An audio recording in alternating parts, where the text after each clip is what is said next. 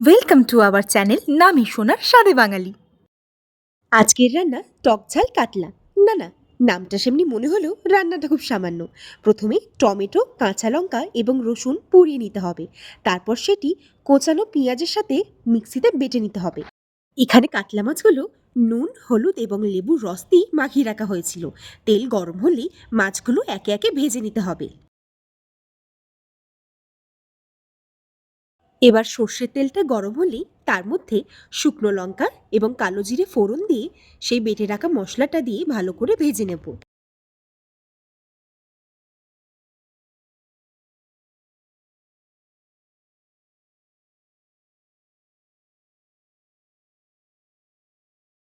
এবারেতে হলুদ আর জিরে গুঁড়ো দিয়ে একটু নাড়াচাড়া করে রান্নার আগে শুকনো লঙ্কা এবং মৌরি শুকনো খোলায় ভেজে গুঁড়ো করে নেওয়া হয়েছিল, সেই মশলাটাও এর মধ্যে দিয়ে দিচ্ছি। স্বাদ অনুসার নুন দিয়ে মশলাটা কষিয়ে জল দিয়ে ভালো করে ফুটিয়ে নিয়ে একে একে মাছগুলো ছেড়ে দিতে হবে।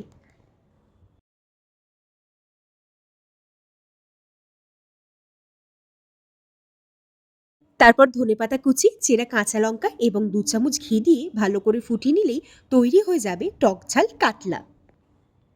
আমাদের রান্নাটি যদি ভালো লেগে থাকে তাহলে অবশ্যই লাইক করবেন এবং এরকম ছোট ছোট রান্না দেখার জন্য আমার মায়ের চ্যানেলটিকে অবশ্যই সাবস্ক্রাইব করবেন। ধন্যবাদ।